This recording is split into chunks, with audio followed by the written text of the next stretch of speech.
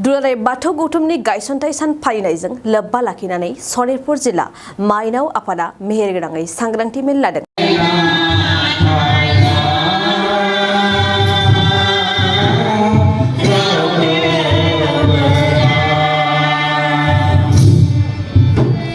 सनितपुर जिल्ला हुग्राजुलि बियाब बाथौ थानसालियाव सानसेनि मेहेरगोनां हाबाफारिजों माइनाव आफादनि बानजायनायाव बाथौ माइनाव आफादा सांग्रांथि मेल लादों। मख'नो गोनांदि बे सांग्रांथि मेलाव समाजारि बिथिंनि सायावनो गुवारै सावरायलायनाय जायो। सांग्रांथि मेलावनो बाहागो लायो सनितपुर जिल्ला बाथौ गौथुम माइनाव आफादनि आफादगिरि चांग्रिली बर', लेङाइ आफादगिरि अनु बसुमतारी, नेहाथारि रानी बसुमतारी, हुग्राजुलि बाथौ गौथुम माइनाव आफादनि आफादगिरि बबानी उजिर, लोगोसेयैनो हुग्राजुलि बाथौ गौथुमनि गोबां दैदेनगिरिफ्रा दिनै जोङो जोंनि बे हुग्राजुलि बियाबाव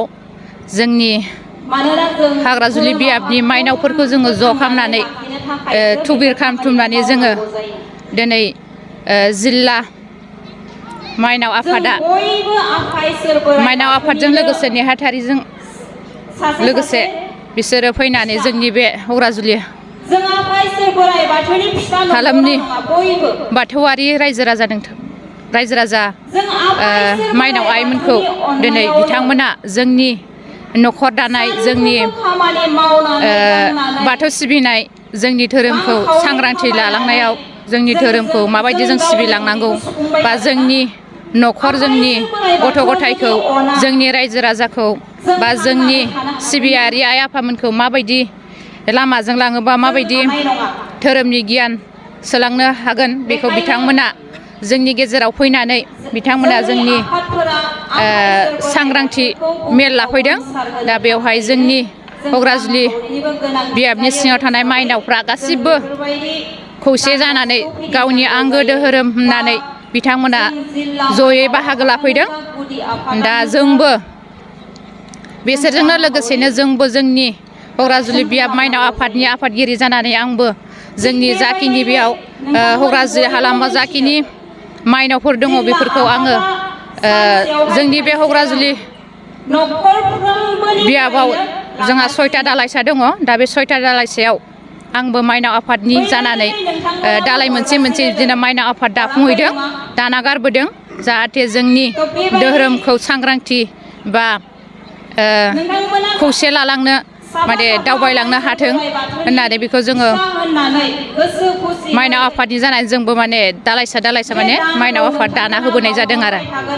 दा आं बेखिनिखौनो बुंनाय जाबाय आरो फैबाय समावबो जों बेबायदिनो खौसे जानानै जोंनि धोरोमखौ जोङो आवगायलांबाय थागोन आरो जोंजों लोगोसेनो जोंनि सिबियारिफ्राबो खौसेयै बानजायलांफागोन बेखौनो खावलायहरनाय थाबाय आरो दिनैनि हाबाफारिनि सोमोन्दै दिनै दुलाराय बाथौ गौथुमनि गायसनथि सान 12 मे बे 12 मेजों लोगोसे सनितपुर जिल्ला दुलाराय बाथौ गौथुम माइनाव आफादनि खुंगा दथि आइजो माइनाव सांग्रांथि मेल लाफानाय जादों। दा बे माइनाव सांग्रांथि मेल लाफानायाव जोंनि हुग्राजुलि बियाब दुलाराय बाथौ गौथुमनिफ्राय गासै गं 85 गामिनि गासै आइजो माइनावफोरा बाहागो लाफैदों आरो बे बाहागो लाफैनायाव दिनैनि बे हाबाफारिया मोजाङै मोजां जाफुंनानै थांबाय आरो दा जोबनाय अबस्थायाव दङ। दा आङो बेजोंनो दिनैनि बे हाबाफारिनि गेजेरजों आङो बेखौनो बुंथिलांनो सानोदि जाहाथे आइजो माहारिया बुहुमाव सांग्रांथि जायोब्ला बुहुमनि गासैबो बर' माहारियानो आइजो माहारियानो सांग्रांथि जानो हागोन होननानै आङो मोनसे फोथायनाय दङ। बेनिखायनो आइजो माहारिफ्रा सांग्रां जानो नांगोन आरो आइजो माहारिफ्रा सांग्रां जायोबानो गासै बर' माहारिफ्रा आरो गासै हारियानो सांग्रां जानो हागोन, मोजां मोनसे बेबस्थायाव फैनो हागोन होननानै आं आसा खालामो। आरो बे धोरोमखौ जोङो मोनसे तारिख सन दिनै लिरनो हायाखै मा समाव जोनोम जादोंमोन जोंनि धोरोमा बेवहाय सनितपुर जिल्ला दुलाराय बाथौ गौथुम माइनाव आफादा मोनसे थांखि दङदि आरो बे थांखिखौ लानानै बिथांमोनहा बेयाव आइजो माहारिनि सांग्रांथि मेल लानाय जादों। मानोना आइजोफोरा जेब्लासिम सांग्रां जाया अब्लासिम मोनसे माहारि मोनसे हारिया सांग्रां जानो हाया। बेनिखायनो आथिखालनि नैबे मुगायाव आइजोफोरा सांग्रांथि जानाया जोबोद गोनांथि। जिखुनु जाया बिथिङावनो दानि बे जिथुनाखि कम्पिउटार मुगा बे कम्पिउटार मुगायाव सोलोंथाइनि बेलायाव जिखुनु बेलायाव उन जानानै थाजाला बिनिखायनो जोङो आइजोफोरखौ सांग्रां खालामनायनि थाखाय गोबां खामानि मावनांगौ दङ बिनिखायनो आइजोफोरखौ लेंथुमनानै दिनै आइजोफोरखौ सांग्रांथि खालामनाय जादों थाखो 8, 9 आरो 10 नि फरायसाफोरनि थाखाय मोनसे गोनां फोसावथाय इम्पल्स आसामा नोंथांनि थाखाय होदों अनलाइन टिउसन एप्सनि सुबिदा बर' आरो एसामिस मोन्नैबो बिजोंनि 8, 9 आरो 10 थाखोनि बिगियान सानखान्थि आरो इंराजि आयदायाव अनलाइन टिउसननि सुबिदाखौ होगोन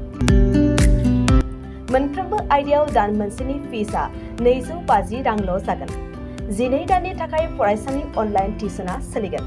इम्पल्स आसाम अनलाइन टिउसन एपआव live class online test online assignment आरो डाउट क्लियरिं सेसननि सुबिदा मोननो हागोन